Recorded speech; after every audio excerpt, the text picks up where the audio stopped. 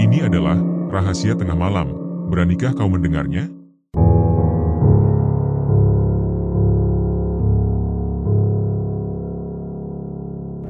Santi dan suaminya telah menikah selama 7 tahun, namun hingga kini mereka belum juga dikaruniai anak.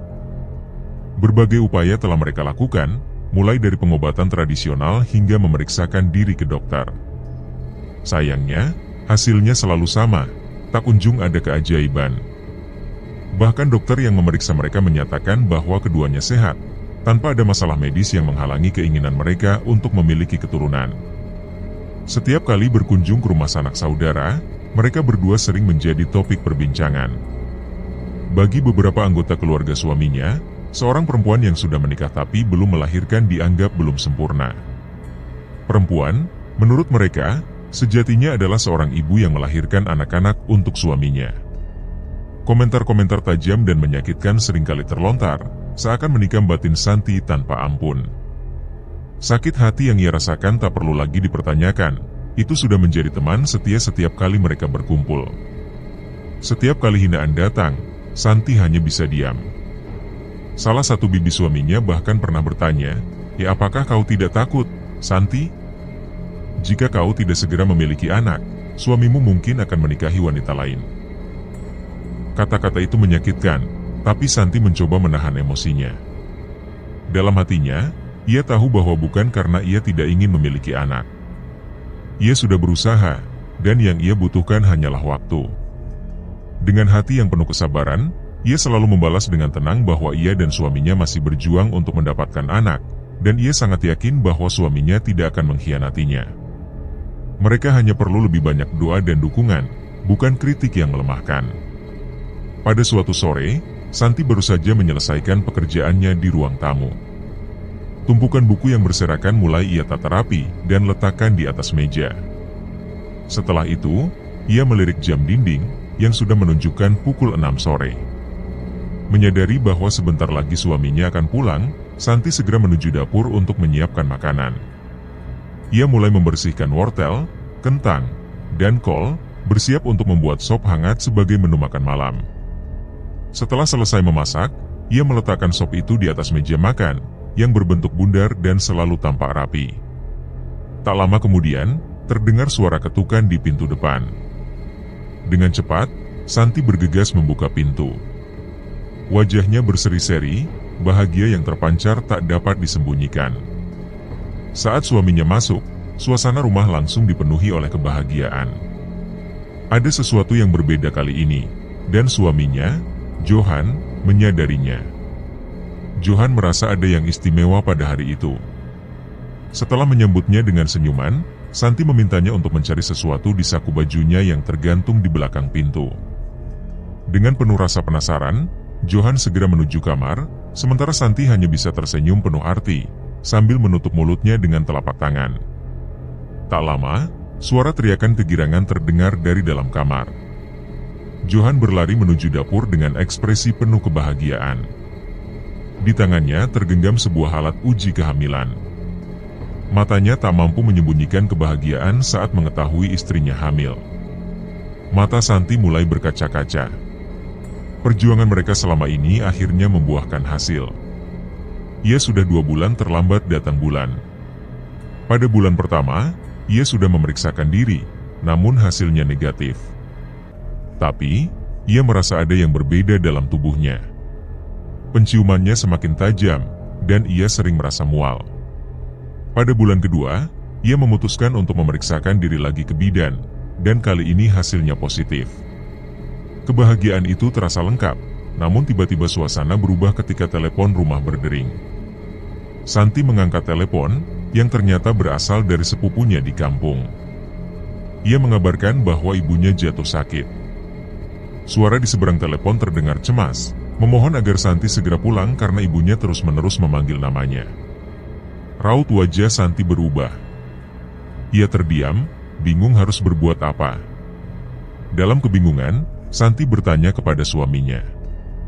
Johan, yang sejak awal memahami hubungan yang renggang antara Santi dan ibunya, hanya tersenyum lembut. Dengan tenang, ia mengatakan bahwa tak ada pilihan lain. Santi harus pulang menemui ibunya. Johan berjanji akan menemani Santi pulang ke kampung, dan ia berencana mengambil cuti dari pekerjaannya. Santi menghela napas panjang. Dalam benaknya, terbayang kembali kejadian 5 tahun lalu, saat pertengkaran besar dengan ibunya terjadi. Pertengkaran itu sangat parah, hingga sang ibu mengharamkan dirinya untuk kembali ke rumah. Sejak saat itu, Santi tak pernah lagi pulang ke kampung. Ia hanya berhubungan dengan sepupunya untuk sekadar mengetahui kabar ibunya atau mengirimkan uang. Perasaan ragu masih menyelimuti hatinya. Apakah ia akan diterima kembali di rumah yang telah diharamkan untuknya? Johan dengan sabar menenangkan hati istrinya. Ia meyakinkan bahwa kata-kata penuh emosi yang terlontar 5 tahun lalu hanyalah ungkapan amarah sesaat. Ia percaya bahwa ibunya tidak benar-benar bermaksud demikian. Saudara-saudara Santi juga pasti sudah berada di rumah, menanti kedatangannya. Dengan sedikit lega, Santi mengangguk, meski dalam hatinya masih ada rasa takut akan pertemuan yang mungkin penuh dengan rasa canggung dan beban emosional. Santi dan suaminya, Johan, memulai perjalanan menuju kampung halaman sekitar pukul 11 siang. Seperti biasanya, mereka singgah di beberapa toko untuk membeli oleh-oleh. Jalanan yang mereka lalui masih seperti dulu, asri dan belum tersentuh aspal. Jalan tanah kuning yang kasar itu hanya dilapisi batu-batu yang menambah kesan pedesaan yang sederhana, namun penuh kehangatan. Dalam pikirannya, jalan ini pasti akan berubah menjadi sangat licin jika hujan turun, mengingat betapa tanah di situ mudah basah dan berlumpur. Semakin mendekati rumah ibunya, hati Santi mulai dipenuhi dengan kegelisahan. Dari kejauhan, ia melihat sesuatu yang membuatnya ragu. Halaman rumah tampak sepi, tanpa tanda-tanda kehidupan. Rumput liar di sekitar pohon mangga tumbuh begitu tinggi, dibiarkan tak terurus, hingga menutupi hampir seluruh halaman depan. Tidak hanya itu, urungan ayam yang dulunya berada di samping rumah ibunya, kini sudah tidak terlihat lagi. Perasaan ganjil semakin menyelimutinya. Dengan langkah hati-hati, Santi melangkah ke teras rumah. Ia menyadari betapa berbahayanya kondisi halaman yang penuh rumput tinggi. Ular-ular kecil mungkin saja bersembunyi di antara rumputan itu, pikirnya. Teras rumah pun terlihat tak lebih baik. Beberapa papan lantai sudah terlepas, memperlihatkan betapa lapuknya kondisi rumah tersebut. Santi tidak bisa menahan perasaan kecewanya.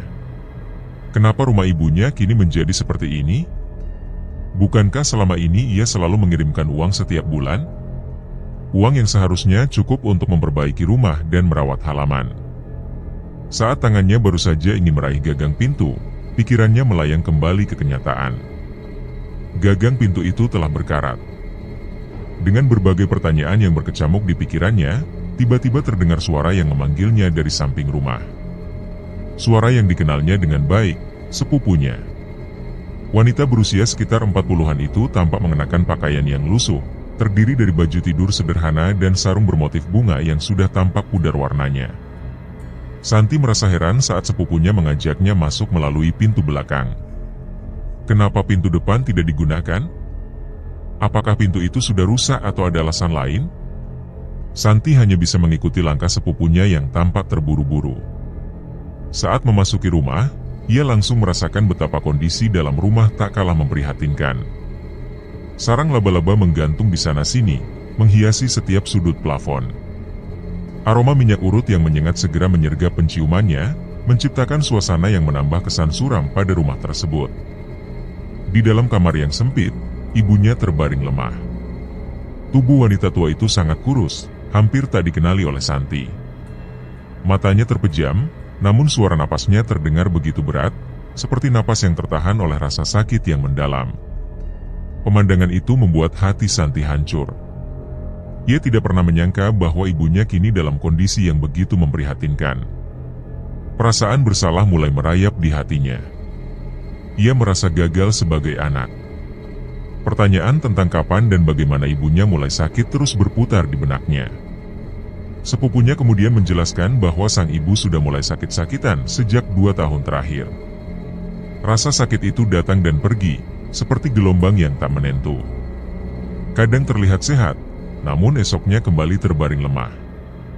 Santi terkejut mendengar bahwa uang yang selama ini ia kirimkan ternyata tidak pernah diterima oleh ibunya. Setiap bulan, ibunya menolak bantuan tersebut, seolah menyimpan perasaan yang sulit diungkapkan. Sepupunya mengaku harus berbohong, mengatakan bahwa uang itu miliknya, demi memastikan sang ibu mendapatkan perawatan yang layak. Hal itu semakin menambah beban perasaan Santi. Ia bertanya-tanya dalam hati, apakah ibunya begitu marah padanya hingga menolak segala bentuk bantuan? Perlahan, rasa kesedihan menyelimuti diri Santi. Perasaan asing itu mulai tumbuh, menyadarkan betapa terpisahnya hubungan antara dirinya dan ibunya selama ini. Sepupunya juga mengungkapkan bahwa bukan hanya pada Santi, sang ibu juga menutup diri dari seluruh anggota keluarga lainnya, termasuk saudara-saudara mereka. Kondisi ini semakin memprihatinkan, terlebih karena saudara-saudaranya tidak juga datang untuk melihat kondisi ibunya meski sudah diberitahu beberapa hari sebelumnya. Hanya Santi yang cepat datang ketika mendengar kabar tersebut. Di tengah perasaannya yang kacau, tiba-tiba ibunya membuka mata. Tatapan mata wanita tua itu langsung berubah tajam begitu melihat kehadiran Santi di sana. Wajah yang lemah itu mendadak menampilkan ekspresi yang sulit diartikan. Meski tidak diucapkan dengan kata-kata, namun dari pandangan itu, Santi bisa merasakan bahwa ibunya tidak ingin dirinya berada di sana. Rasa sakit dan kecewa menghantam hati Santi. Di saat itulah sepupunya berusaha menenangkan ibunya, memberitahu bahwa kehadiran Santi bukan tanpa alasan. Ia menyebut nama Santi beberapa kali sebelumnya, seolah ada sesuatu yang ingin disampaikan. Namun, ibunya tetap dalam sikap yang keras. Tatapan matanya menolak kehadiran anaknya sendiri. Santi merasa seperti ditolak oleh orang yang seharusnya paling dekat dengannya, namun ia tidak ingin menyerah begitu saja. Dengan perasaan yang berkecamuk, ia mendekati ibunya, berusaha meraih tangannya. Dalam keheningan yang penuh ketegangan, Santi mencoba meminta maaf atas segala kesalahan yang mungkin telah ia lakukan di masa lalu. Ibunya tetap tidak merespons, hanya memalingkan wajah. Meski demikian, Santi tetap bertahan, menegaskan bahwa ia tidak akan meninggalkan ibunya dalam kondisi yang seperti ini. Ia bertekad untuk merawat ibunya hingga sembuh, kemudian membawanya ke kota untuk tinggal bersama mereka, jauh dari kesendirian dan penderitaan di rumah ini. Namun, ibunya hanya menggelengkan kepala dengan lemah. Air mata yang tertahan akhirnya jatuh membasahi wajah tua itu. Tidak lama setelah itu, ibunya tertidur kembali, masih dalam kelelahan yang terlihat begitu mendalam. Sepupu Santi pun berpamitan untuk pulang, menyadari bahwa hari sudah mulai gelap. Santi mengucapkan terima kasih kepada sepupunya atas segala bantuan yang telah diberikan selama ini. Ia bergegas mengambil bungkusan oleh-oleh yang sempat dibeli di perjalanan tadi, memberikannya kepada sepupunya sebagai tanda terima kasih. Setelah itu, sepupunya meninggalkan rumah. Saat hendak memasak, lampu di dapur tiba-tiba padam. Mungkin karena sudah terlalu lama tidak diganti oleh ibunya, hal ini memaksa Santi untuk keluar rumah, membeli lampu baru di warung terdekat. Johan, suaminya, yang sedang menikmati secangkir kopi bersama kudapan kue kuping gajah yang mereka beli di perjalanan, tampak heran melihat istrinya hendak keluar rumah malam-malam. Namun, Santi tetap berusaha meyakinkan suaminya bahwa ini adalah kampung halamannya, di mana ia merasa aman dan tak ada kejadian kriminal yang pernah terjadi di sana. Johan masih terlihat khawatir, terlebih lagi karena Santi sedang hamil muda. Akhirnya, Johan menawarkan diri untuk pergi ke warung menggantikan istrinya. Dengan sedikit candaan, Johan meyakinkan bahwa ia akan bertanya arah jika tidak tahu di mana letak warung tersebut. Santi hanya bisa tersenyum kecil dan mengangguk, mengingatkan agar Johan tidak terlalu lama karena listrik di desa tersebut akan padam tepat pukul 12 malam, sesuai dengan informasi yang mereka dapatkan dari sepupunya. Johan pun pamit dan bergegas pergi, mengunci pintu rapat-rapat sebelum melangkah keluar rumah. Tidak lama setelah suaminya pergi, Santi duduk sambil mengelus perutnya yang mulai membesar. Keheningan malam menemani hingga tiba-tiba terdengar suara ibunya memanggil dari dalam kamar. Santi segera masuk dan mendapati ibunya yang tampak sangat lemah, wajahnya pucat dan penuh keringat dingin. Nafasnya terdengar berat, dan matanya melotot menatap langit-langit kamar seakan menyiratkan kegelisahan yang mendalam. Hatinya bergetar melihat kondisi sang ibu. Ketika ia hendak mendekat, tubuh ibunya mulai kejang-kejang. Santi mencoba menenangkan, namun tidak berhasil. Dalam kepanikan, ia memeluk erat tubuh ibunya sambil merasakan ketakutan yang perlahan merayap. Rasa dingin menjalar, apalagi ketika matanya menangkap pandangan kosong ibunya yang menatap tajam ke arah langit-langit. Malam itu, ia berharap suaminya segera kembali untuk membantunya menghadapi situasi yang menegangkan ini. Sementara itu, Johan yang sedang dalam perjalanan menuju warung, merasa heran karena sepanjang jalan tidak terlihat satupun warga yang lalu lalang. Desa yang biasanya hidup pada siang hari mendadak sunyi ketika malam tiba. Setelah hampir 20 menit berjalan tanpa hasil, akhirnya ia menemukan sebuah pos ronda dengan seorang bapak tua yang sedang duduk merokok. Rasa lega meliputi Johan, berharap orang tersebut dapat menunjukkan arah warung terdekat. Tanpa banyak basa-basi, bapak tua itu menyarankan Johan untuk mengikuti jalan setapak kecil yang berada di seberang pos, tempat satu-satunya warung yang mungkin masih buka pada jam malam seperti itu. Meskipun sempat ragu, Johan tetap mengikuti petunjuk bapak tua tersebut. Jalanan yang dilaluinya semakin sempit, bahkan penerangan pun minim, hanya berpandukan pada cahaya bintang yang samar. Namun, Johan tetap melanjutkan langkahnya, berusaha berpikir positif bahwa memang begitulah suasana desa pada malam hari. Setelah hampir 10 menit berjalan, akhirnya ia tiba di sebuah permukiman dengan deretan rumah-rumah warga. Keramaian menyambutnya, tanpa ada acara di salah satu rumah. Warung yang dimaksud oleh bapak tua tadi pun masih terbuka. Johan tersenyum, merasa tidak sia-sia berjalan jauh di jalanan sempit dan gelap itu. Ketika hendak membeli lampu, keramahan warga setempat membuatnya terkejut. Tanpa diduga, mereka mengajaknya bergabung dalam acara makan bersama. Meskipun awalnya berniat menolak, suasana yang hangat membuat Johan tidak bisa menahan diri untuk bergabung. Hingga tak terasa, waktu berlalu dengan cepat. Di rumah, Santi mulai gelisah. 3 jam sudah berlalu, namun suaminya belum juga kembali. Pikirannya berkecamuk, bertanya-tanya apakah Johan tersesat. Namun, ia mencoba menenangkan diri, meyakinkan bahwa desa ini tidaklah besar, sehingga kemungkinan Johan tersesat sangat kecil. Duduk di dekat pintu, Santi berharap ada yang mengetuk, tapi harapannya sia-sia. Hingga kantuk menjemput, Johan belum juga kembali. Keesokan paginya, warga desa digemparkan oleh penemuan seorang pria asing di pemakaman tua desa tersebut. Pria itu ternyata adalah Johan, yang ditemukan sedang tertidur di atas salah satu makam yang sudah tidak memiliki batu nisan. Makam itu hanya ditandai dengan sebuah batu kecil sebagai penanda. Tak jauh dari tempatnya tidur, terlihat potongan-potongan daun pisang yang sudah layu, berisi makanan yang telah membusuk. Johan ditemukan oleh seorang warga yang kebetulan sedang membersihkan makam keluarganya. Peristiwa seperti ini ternyata bukanlah hal baru di desa itu. Setelah terbangun, Johan diantar pulang oleh warga yang menemukannya. Namun, sikapnya terasa dingin dan berbeda, terutama saat menjawab pertanyaan tentang di mana letak rumahnya. Beruntung, saat mereka tiba di depan pos ronda, sepupu Santi kebetulan lewat karena hendak pulang. Melihat Johan yang dibawa oleh warga, sepupu Santi segera mendekat dengan rasa heran dan bertanya tentang apa yang terjadi. Warga menjelaskan bahwa Johan ditemukan tersasar di pemakaman tua. Sepupu Santi, yang baru saja bertemu Johan kemarin, merasa kaget dan tak menyangka suami Santi bisa tersasar seperti itu.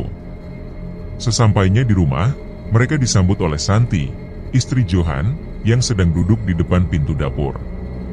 Melihat suaminya dibawa dalam keadaan seperti itu, Santi langsung histeris dan ketakutan, khawatir terjadi sesuatu yang buruk pada suaminya. Para warga berusaha menenangkan Santi, mengatakan bahwa Johan hanya tersasar di pemakaman tua dan tidak terjadi sesuatu yang lebih buruk. Namun, kegelisahan mulai menyelimuti suasana ketika seorang warga menceritakan bahwa makam tanpa batu nisan itu sebelumnya juga menjadi tempat ditemukannya seorang tukang bakso keliling dan seorang tukang sate, keduanya dalam kondisi aneh. Percakapan berlanjut dengan saran untuk menutup makam tersebut agar tidak ada lagi kejadian serupa. Setelah insiden itu, Johan jatuh sakit selama lebih dari 3 hari.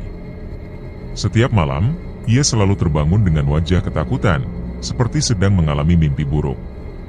Atas usulan sepupu Santi, Johan akhirnya dibawa ke salah satu tetua desa.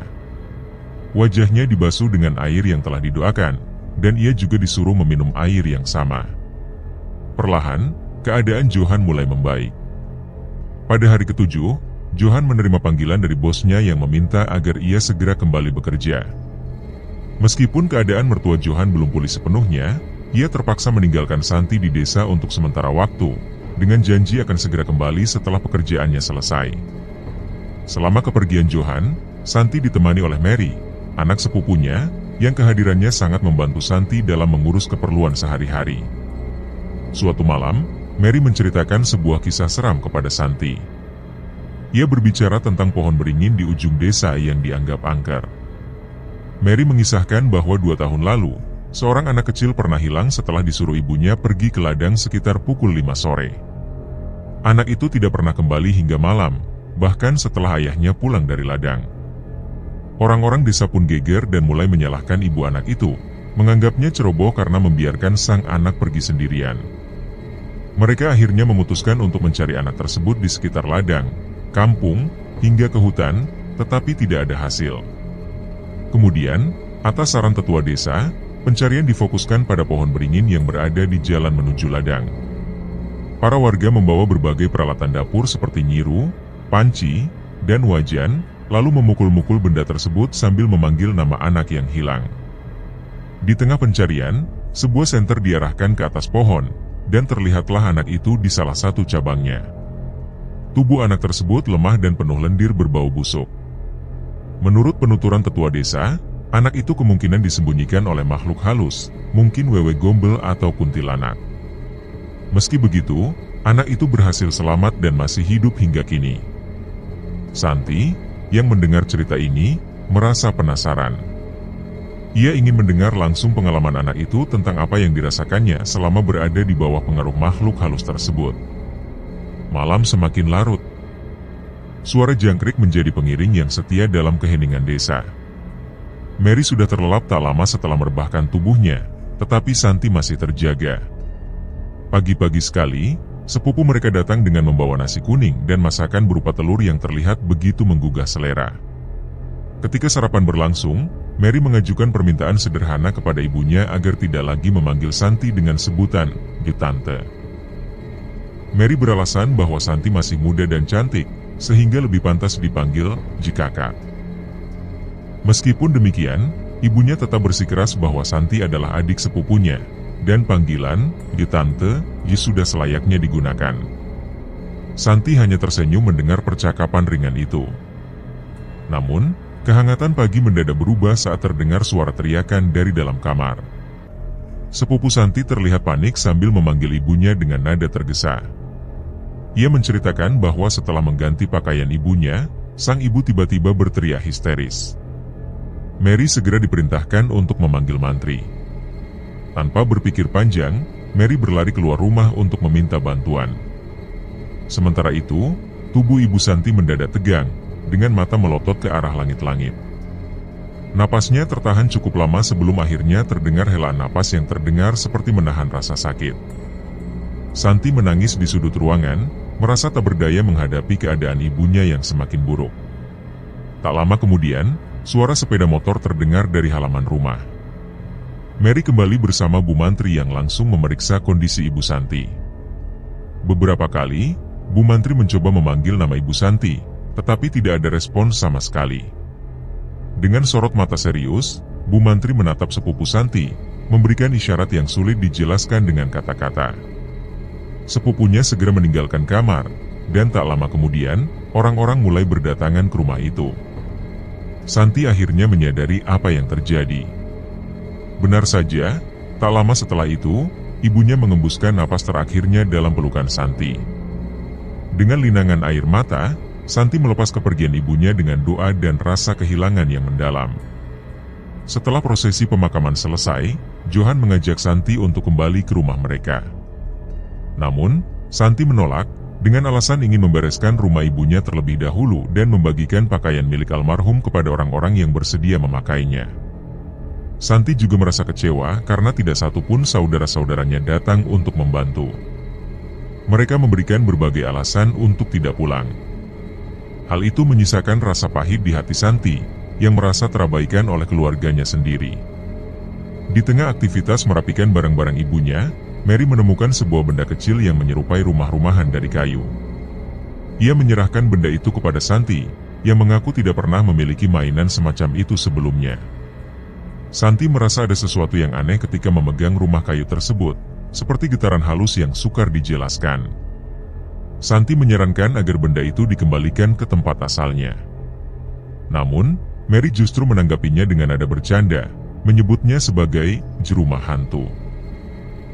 Meskipun hanya gurauan, Santi tetap merasa waspada dan meminta Mary untuk tidak mempermainkan benda itu.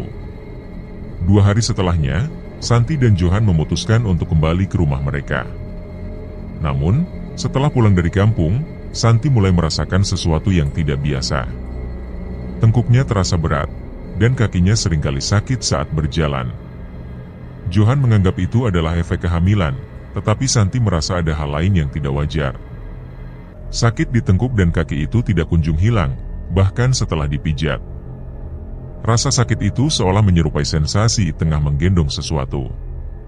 Selain itu, selama seminggu penuh, Santi dihantui oleh mimpi aneh. Dalam mimpinya, ia selalu bertemu dengan seorang perempuan yang mengelus perutnya dengan senyuman menyeramkan. Pengalaman-pengalaman ini membuat Santi menjadi semakin penakut. Ia merasa selalu diawasi, seperti ada mata-mata yang mengintainya sepanjang waktu.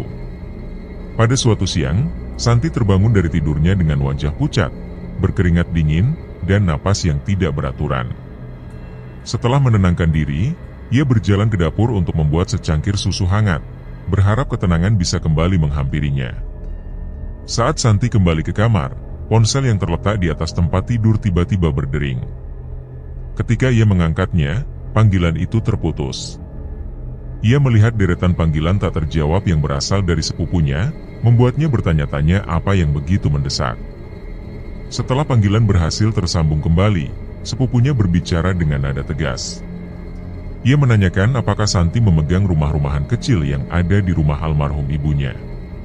Santi menjawab bahwa ia memang memegang benda itu, tetapi tidak memahami maksud dari pertanyaan sepupunya. Saat itulah sepupunya menjelaskan dengan nada serius bahwa rumah-rumahan kecil itu adalah jerumah Kanti, benda yang dipercaya sebagai peliharaan leluhur dari keluarga ayah mereka. Sepupunya menyebutkan bahwa Kanti dapat mengganggu keturunan keluarga jika tidak diberi makan secara rutin. Ia bahkan mengingatkan Santi tentang saudara-saudara mereka yang mengalami berbagai hal aneh, seperti anak-anak yang lahir dengan kondisi cacat. Menurut sepupunya, semua itu adalah akibat dari kelalaian dalam memberikan persembahan kepada Kanti. Santi hanya terdiam, merasa bingung dan takut. Ia mengingat kembali larangan ibunya agar tidak membawa benda-benda tertentu dari rumah keluarga mereka. Sepupunya menyarankan agar Santi segera memberikan persembahan kepada Kanti, terutama karena ia sedang mengandung.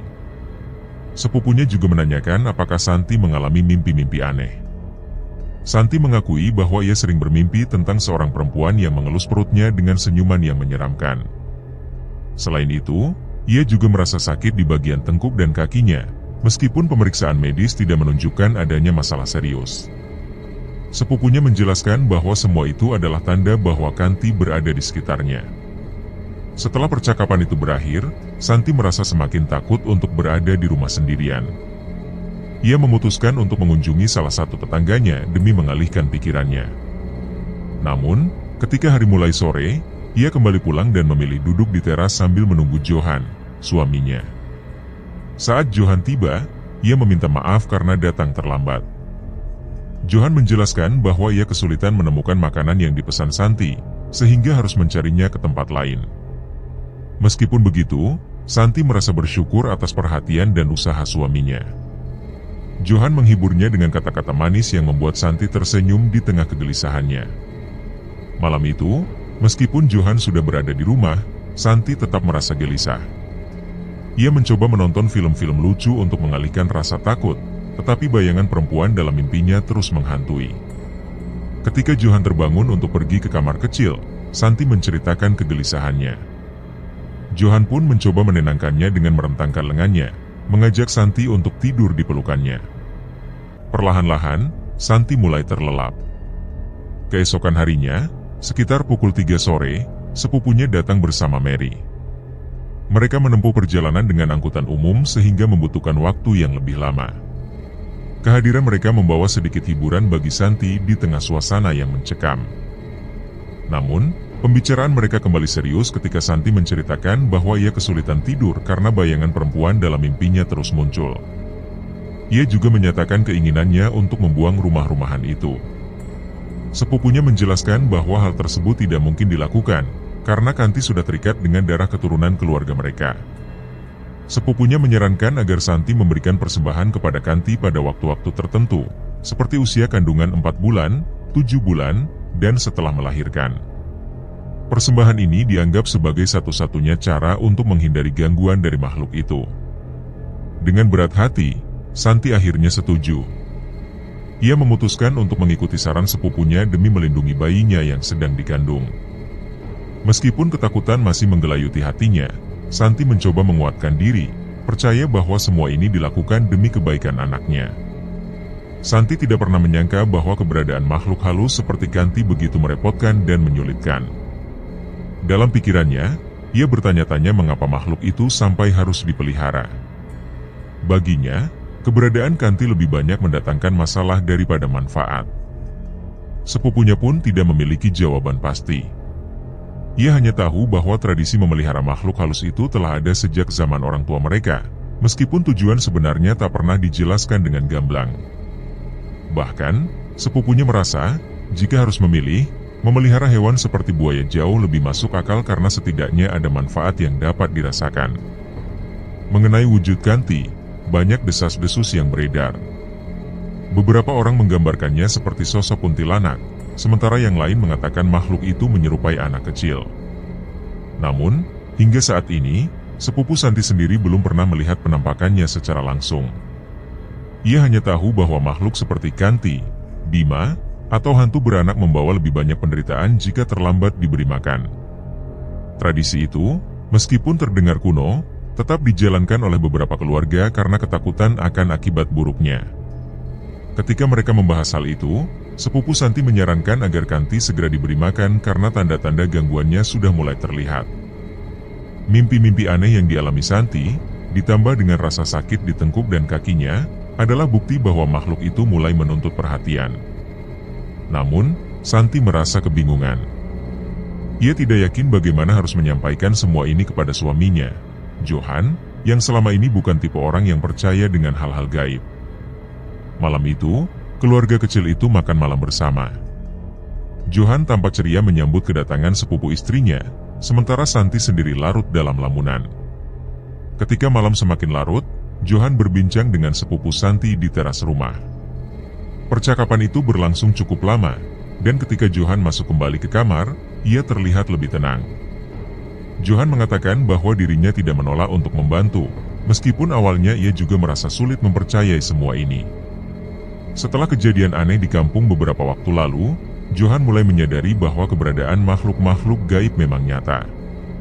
Keesokan harinya, Johan pulang kerja lebih awal untuk membantu mempersiapkan persembahan. Mereka mengumpulkan semua bahan yang dibutuhkan: pisang, rokok linting, kapur sirih, gula, kopi, uang logam, dan berbagai jenis kue. Semua itu disiapkan dalam wadah besar di dekat rumah baru untuk Kanti, yang sengaja dibuat dari kayu kenanga. Santi diminta memegang rumah kecil itu sambil menyampaikan bahwa semua persembahan ini adalah bentuk permintaan agar Kanti tidak lagi mengganggu dirinya dan kandungannya. Sepupunya kemudian membaca doa khusus sebelum meletakkan rumah kecil itu di atas plafon rumah mereka. Setelah ritual itu selesai, gangguan aneh yang selama ini dialami Santi perlahan menghilang. Ia tidak lagi bermimpi buruk, dan rasa sakit di tengkuk serta kakinya lenyap dalam semalam. Sepupunya pun berpamitan untuk kembali ke kampung, tetapi tidak lupa meninggalkan pesan penting untuk Santi. Sepupunya mengingatkan bahwa sebagai seorang ibu hamil, Santi harus menjaga banyak pantangan. Beberapa pantangan itu terdengar sederhana namun memiliki makna mendalam. Ia tidak boleh tidur dengan berbantal guling, merobek kain sembarangan, merebus telur dalam panci tertutup, menjahit pakaian, makan jantung pisang, atau keluar rumah saat waktu maghrib. Setiap pantangan itu memiliki alasan tertentu yang berkaitan dengan kesehatan dan keselamatan bayi yang dikandungnya. Santi mendengarkan dengan seksama. Ia merasa tidak nyaman pada awalnya, karena menganggap tradisi ini sebagai sesuatu yang kuno. Namun, sepupunya menjelaskan bahwa pantangan-pantangan tersebut tidak hanya berlaku selama masa kehamilan, tetapi juga berlanjut setelah persalinan. Semua itu bertujuan untuk menjaga kesehatan ibu dan anak dalam jangka panjang. Santi akhirnya berjanji untuk mengikuti semua nasihat tersebut. Baginya, kesehatan dan keselamatan bayi dalam kandungannya adalah hal yang paling utama. Dengan tekad yang kuat, ia berjanji untuk menjalankan semua pantangan yang telah disampaikan oleh sepupunya. Setelah saudara sepupu Santi dan anaknya pulang, suasana rumah kembali sunyi. Hari-hari yang dilaluinya terasa lambat, dan ia lebih sering menghabiskan waktu dengan berbaring di atas tempat tidur sambil membaca novel kesukaannya. Waktu berjalan tanpa terasa, hari berganti minggu, dan minggu berganti bulan. Pada saat itu, perut Santi semakin membesar, dan ia mulai sering merasakan nyeri di sekitar pinggang serta kaki, menambah rasa tidak nyaman yang ia rasakan sehari-hari. Tanpa pemberitahuan sebelumnya, saudara sepupunya kembali berkunjung ke rumah Santi bersama anaknya. Kedatangan mereka menjadi kejutan yang menyenangkan.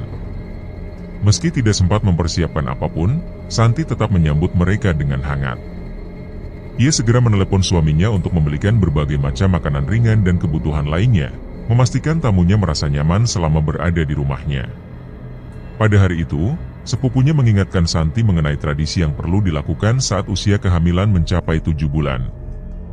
Menurutnya, ini adalah waktu yang penting untuk melaksanakan ritual tertentu, demi keselamatan ibu dan bayi. Santi memahami pentingnya hal tersebut dan setuju untuk melakukannya. Keesokan harinya, persiapan dilakukan dengan sangat teliti. Sepupunya menyiapkan berbagai bahan dan perlengkapan yang dibutuhkan. Dalam sebuah wadah besar, terdapat kelapa muda, kelapa tua, beras ketan, telur ayam kampung, rokok linting, berbagai macam kue tradisional, olahan dari daging ayam kampung, hati ayam, serta sejumlah koin logam dari berbagai pecahan. Semua itu dipersiapkan dengan penuh perhatian dan kesungguhan. Pada malam hari, makanan yang telah dipersiapkan sebelumnya dipersembahkan kepada Kanti, yang dipercaya sebagai penunggu rumah dan tinggal di atas plafon. Ritual berjalan dengan lancar, sebagaimana yang pernah dilakukan sebelumnya. Esok harinya, prosesi dilanjutkan dengan mandi 7 bulanan, di mana semua persiapan dan pelaksanaannya diatur sepenuhnya oleh sepupunya. Sebelum pulang, sepupunya berjanji untuk datang kembali setelah anak Santi lahir, terutama untuk membantu prosesi pemberian makan kepada Kanti yang biasanya dilakukan ketika bayi telah berusia 40 hari. Janji itu membuat Santi merasa sangat terharu, karena ia sadar bahwa sepupunya telah banyak membantunya selama ini, menggantikan peran orang tua yang sudah tiada. Bagi Santi, kasih sayang dan perhatian dari sepupunya jauh lebih berharga daripada apa yang ia dapatkan dari saudara kandungnya sendiri. Setelah kepergian sepupunya, hari-hari Santi kembali diliputi kesunyian. Ia menghabiskan waktu dengan membaca buku dan menyelesaikan pekerjaan rumah yang ringan. Usia kandungannya telah memasuki bulan ke-9, dan ia hanya tinggal menunggu waktu persalinan tiba. Pada suatu hari, Santi merasakan sakit yang sangat hebat di perutnya. Ia mencoba menghubungi suaminya melalui telepon, tetapi panggilannya tidak terjawab.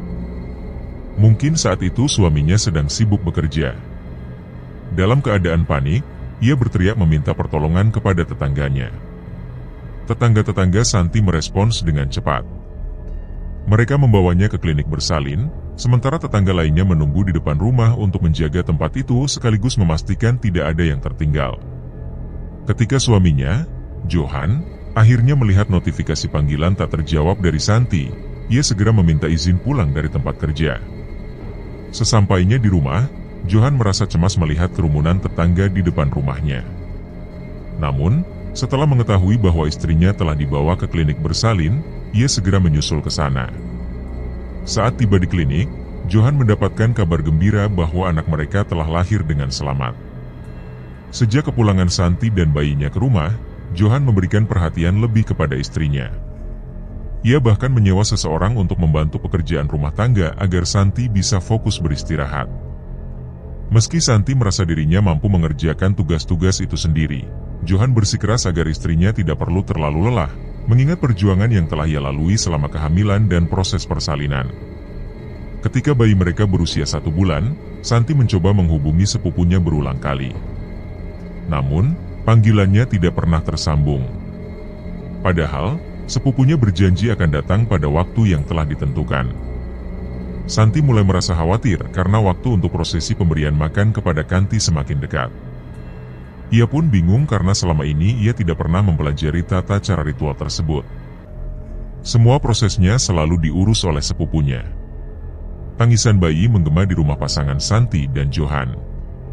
Sudah 2 hari penuh anak mereka terus-menerus rewel. Mereka telah mencoba berbagai cara, menggendong, memeluk, bahkan menenangkan dengan nyanyian. Namun bayi itu tetap menangis tanpa henti, hingga wajah mungilnya memerah. Santi dan Johan kewalahan. Kekurangan tidur selama 2 hari terakhir membuat mereka nyaris kehilangan akal. Setiap kali mereka berhasil tertidur, meskipun hanya beberapa menit, tangisan bayinya kembali membangunkan mereka. Kondisi ini terus berulang, siang dan malam, hingga membuat Santi semakin emosi. Keletihan fisik dan mentalnya memuncak. Kepala yang terasa berdenyut ditambah tekanan sebagai ibu baru yang harus mengurus bayinya tanpa jeda membuatnya hilang kendali. Dengan tanpa sengaja, Santi mengucapkan kata-kata kasar kepada bayinya. Hal itu memicu pertengkaran antara dirinya dan Johan. Johan, meskipun sama-sama lelah, tak bisa menahan amarahnya. Ia menegur istrinya dengan suara lantang. Ia mengingatkan bahwa sebagai seorang ibu, setiap kata yang keluar dari mulut Santi untuk anaknya adalah doa, dan ucapan buruk itu tak seharusnya terjadi. Teguran itu membuat Santi menangis terseduh-seduh. Tangisannya bersahut-sahutan dengan isak tangis sang bayi. Dalam hatinya, Santi merasa sangat menyesal. Kehadiran anak itu adalah anugerah yang telah ia nantikan begitu lama. Ia tak pernah berniat melampiaskan emosinya kepada buah hatinya, tetapi kelelahan membuatnya kehilangan kendali. Johan, yang mulai meredakan emosinya, meminta maaf karena telah membentaknya. Ia memutuskan untuk menggantikan Santi menjaga bayi mereka sementara istrinya itu beristirahat sejenak. Ketika subuh tiba, sekitar pukul 4 pagi, Santi terbangun untuk memberikan susu pada bayinya. Namun, apa yang ia lihat membuatnya terpaku. Bayinya telah terbaring kaku dengan bibir membiru. Ia tak lagi bernyawa. Santi menjerit histeris, membangunkan Johan yang tertidur tak jauh dari tempat tidur bayi mereka. Johan segera bergegas mendekat. Wajahnya berubah pucat, campuran antara kesedihan dan ketidakpercayaan. Kabar duka itu segera menyebar, dan para tetangga datang untuk membantu sekaligus menguatkan pasangan itu. Santi sangat terpukul, hingga tubuhnya menggigil seperti orang kedinginan. Setelah pemakaman anak mereka, kondisi Santi semakin memburuk. Dalam tidurnya, ia kerap bermimpi melihat seorang perempuan dengan wajah menyeramkan menggendong bayinya dan berjalan menjauh. Dalam mimpi itu, Santi selalu memohon-mohon agar bayinya dikembalikan, namun saat terbangun, ia hanya mendapati dirinya sendirian di kamar. 2 bulan setelah kepergian bayinya, Santi memutuskan pulang kampung untuk menemui sepupunya. Ia merasa kematian bayinya ada kaitannya dengan sepupunya yang dulu berjanji datang ketika bayinya lahir, namun tidak pernah muncul. Sesampainya di kampung, Santi terkejut mendapati kondisi sepupunya yang sakit parah. Ibunya menceritakan bahwa kaki sepupunya membiru dan lumpuh setelah kecelakaan saat panen padi. Mereka bahkan tak bisa memberi kabar karena telepon satu-satunya telah dijual untuk biaya berobat. Mendengar hal itu, hati Santi luluh. Ia berusaha menerima semua yang terjadi dengan ikhlas. Namun, takdir seakan terus mengujinya. Setelah kehilangan bayinya, Santi tidak pernah bisa hamil lagi. Ia dan Johan telah mencoba berbagai cara, tetapi hasilnya selalu negatif. Akhirnya, dengan berat hati, Santi memaksa Johan untuk menikah lagi agar suaminya bisa memiliki keturunan. Awalnya Johan menolak, tetapi karena desakan Santi, ia akhirnya setuju. Bahkan, Santi sendiri yang mencarikan calon istri untuk Johan. Wanita yang dinikahi Johan kemudian melahirkan seorang anak, tetapi tragisnya, ia meninggal dunia 2 bulan setelah melahirkan. Santi, meski hanya ibu sambung, merawat anak itu dengan penuh kasih sayang, seolah anak itu adalah darah dagingnya sendiri. Tentang sosok perempuan menyeramkan yang sering hadir di mimpi Santi, ia memilih untuk tidak lagi memikirkannya. Meskipun terkadang bayang-bayang itu muncul, Santi mencoba untuk hidup damai, fokus pada anak yang kini menjadi pelipur lara di tengah kesedihannya.